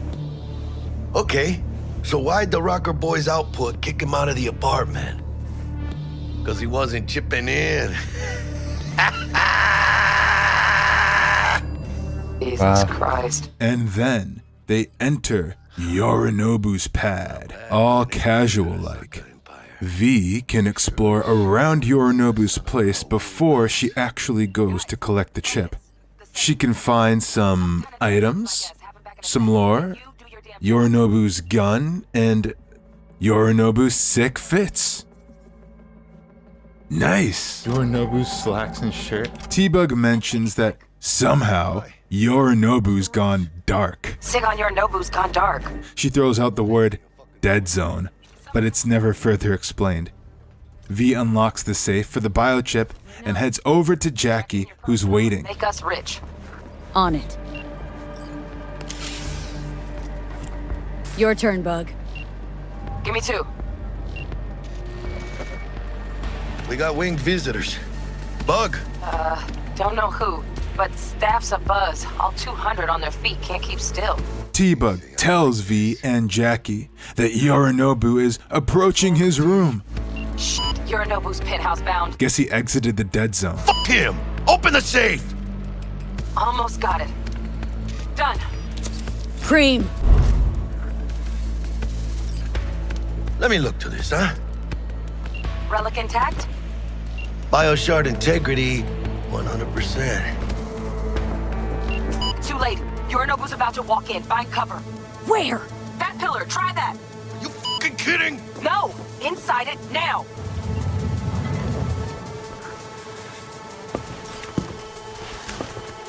We're in. Which don't solve our problem, T. I fucking know our problem's still there. I thought Atom Smasher. What's the play? We wait. Are they here yet? They approach from the landing pad? Fuck are they talking about? Balko, we got incoming. Nuh-uh. No fucking way. Saburo Arasaka Saburo Arasaka? arrives. The Emperor. I guess he was in a dead zone too. We also get the first appearance of Takamura.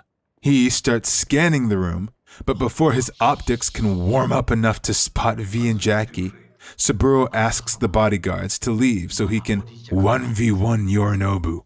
And then they leave. Saburo Arasaka. Saburo Arasaka. Now, the following setting is quite cool. The lack of music sells the sense of stillness the player is supposed to feel. And V and Jackie have a front row seat to a discussion that's about to go down between the forerunners of the company that they are robbing. Not sure why this pillar's open, or why it's a one-way screen from the inside, but it's a cool setting for the scene nonetheless. And now, Saburo Arasaka. Saburo gets mad at Yorinobu for stealing his biochip so that he can sell it. And Yorinobu gets mad at Saburo for not letting him do it. Then the violin comes in, and Saburo brings up Yorinobu's mom. Oh shit. これでもう誰のことも許す必要はない。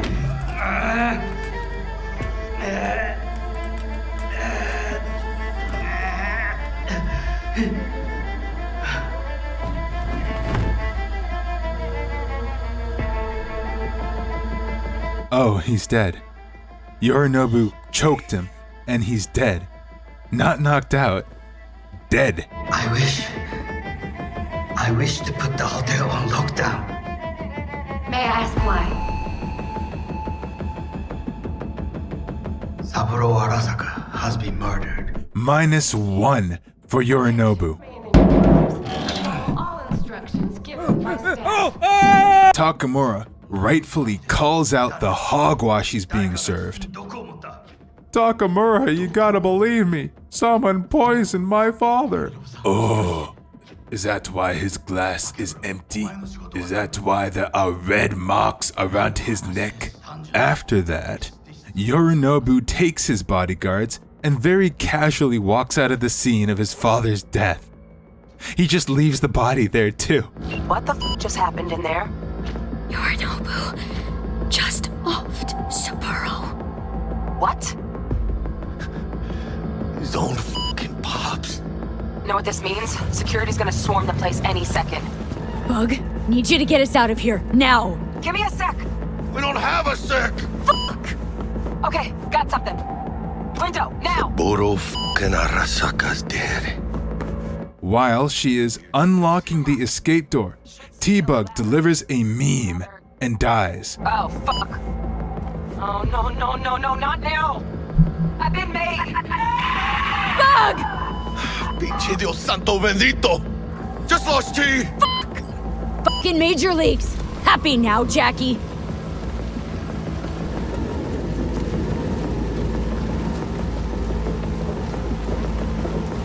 Jackie. Just don't look down. Yep! That's fucking high! Shit! That trauma? They're here for Saburo, they're a little late.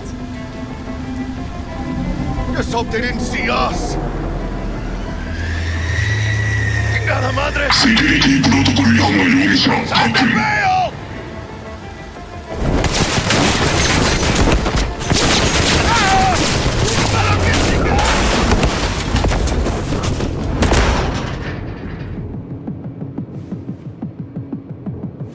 shit! Ugh, close one. The relic! Madres! Ah! Oh, this ain't good. Jackie, you're bleeding. Worry about me later. Check the relic. Container depressurized. Biochip integrity at 94%. Fucking dropping. Carajo. Parker! Call her! And tell her we fried the case? Just do it. V? Konpeki's all over the feeds. What the fuck's going on there? Got a problem. Cryo case is damaged. Biochip integrity's at... Jackie? 86%! 86% and dropping. Shit. Okay, listen to me. There's only one thing you can do. One of you's gotta slot the relic into your neural port. That doesn't sound safe. The longer you wait, the greater the risk we'll lose it. Well, someone's gotta do it.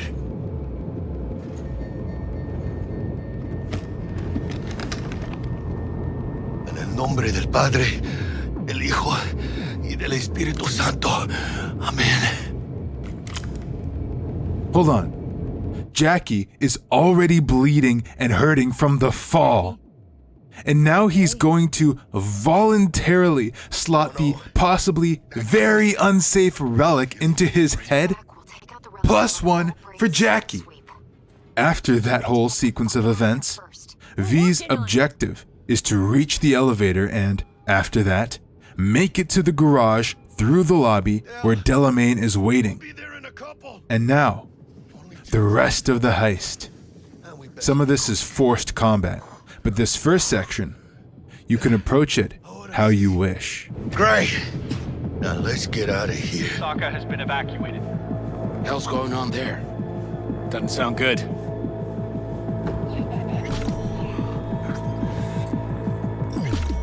What do we have here? Silencer will come in handy. Careful. Security likely to be swarming outside. Attention. Code Red has been initiated throughout Konpeki Plaza. Please remain in your rooms and follow all instructions given by staff.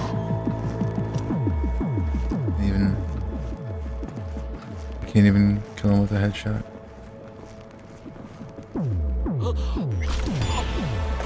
Booyah! Guess that's all of them. On out.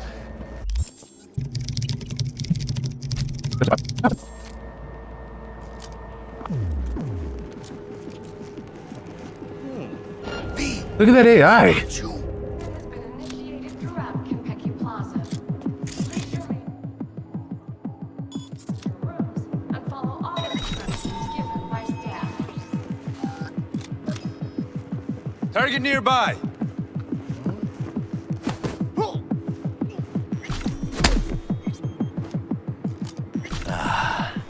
All cleaned up.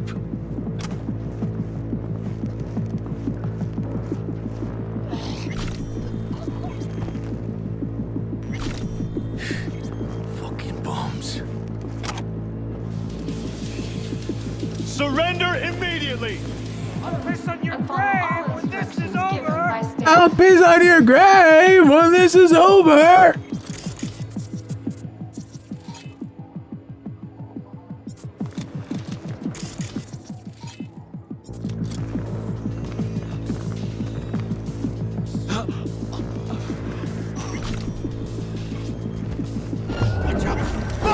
Hey, bro. They spotted us!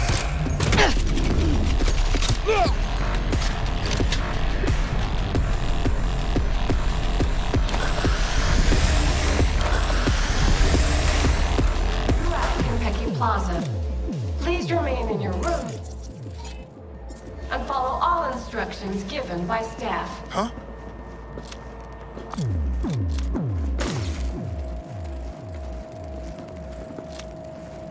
Hey, no. ¡Los hijos de la chingada también están aquí!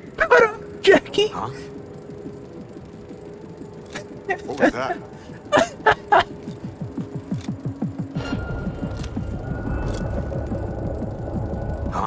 How much more do you want me to hide?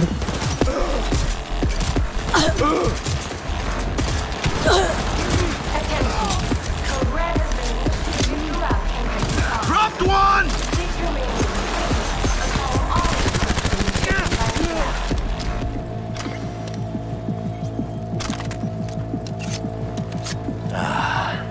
All cleaned up. We're being attacked!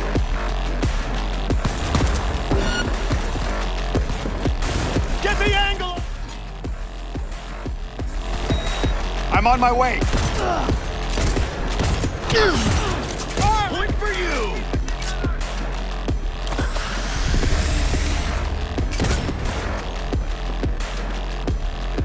Grenade!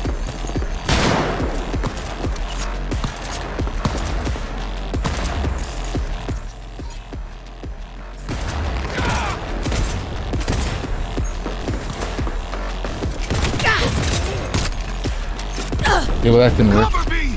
You're hurt! Code Red has been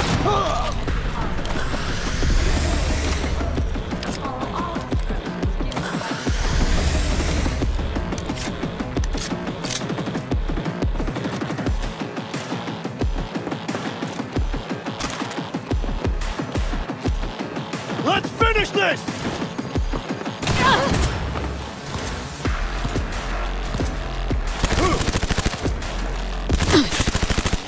She won't last.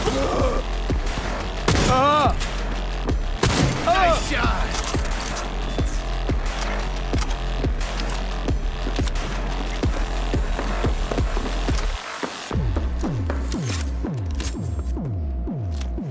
Status report. Secure. Enemy contact. What, dude?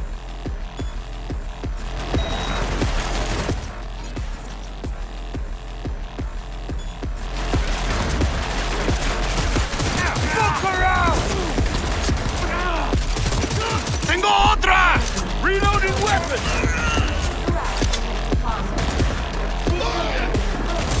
She's hit! One fucker left!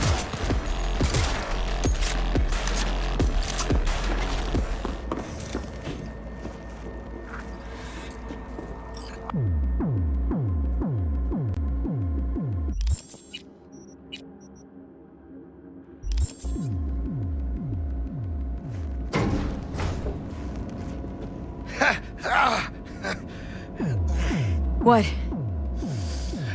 Saburo Arasaka. Think all this is funny? Yeah, I do.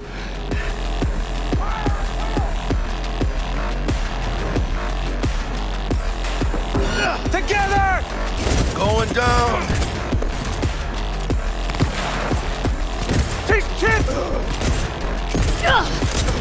Is he about to say she's chipping in?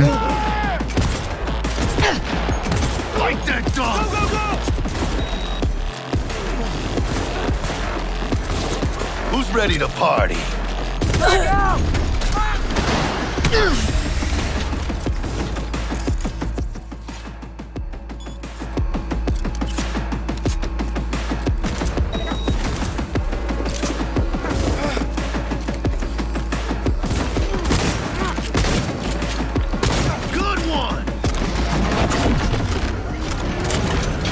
Ooh!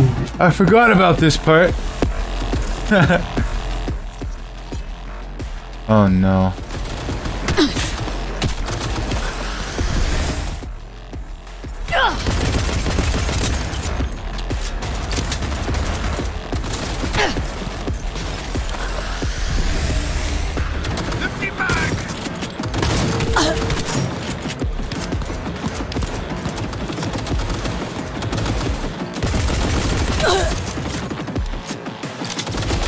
Steady now. We got this. Stop following me, Jackie.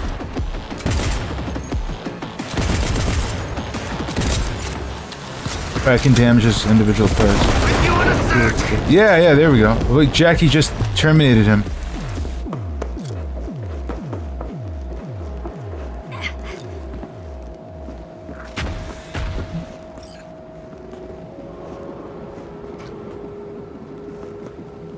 elevator! Now, V! Move!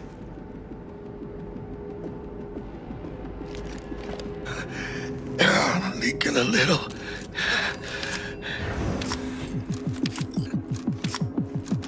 Surrender yourself! On the ground, now! Where'd that come from? I advise that you wait no time in entering the vehicle.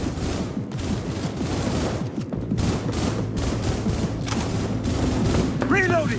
Delamain, got it! Welcome back. Delamain, you leave your problems at the door. We'll have problems if you don't fucking drive! Not bad. Client feedback noted. How's our ride looking? Tip-top. Though alas, we are being pursued. Sweet fucking Jesus! Delamain! Oh! Please remain calm. Calm! Roadblock ahead. I Climb, can't huevos! for impact.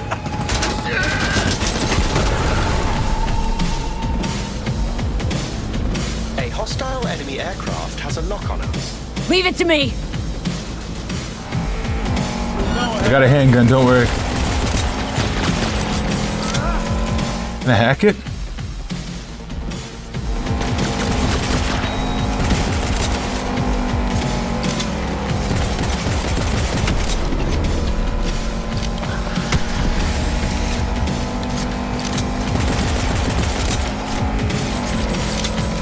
Hostile aircraft eliminated.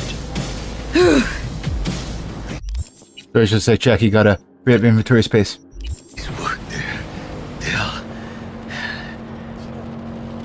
You're white as a ghost, Jack. See?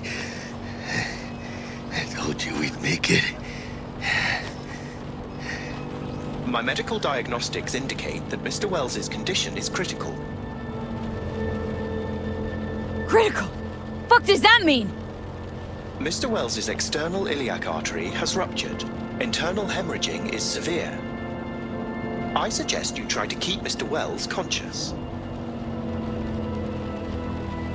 We'll be getting preem jobs left and right now. Hear me, Jack? You're gonna be rich, Mia. I can feel it. No, Jackie. We're gonna be rich. You and me. The biochip. Hold on to it. For me.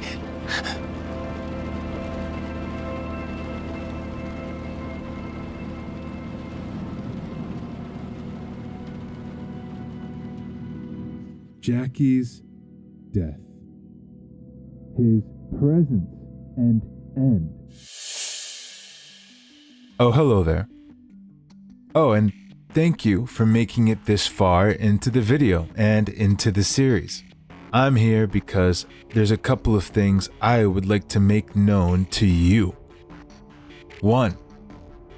This was originally going to be a 2-part series, but it's going to be a 3-part series. At least I hope it's going to be a 3-part series for 2 big reasons.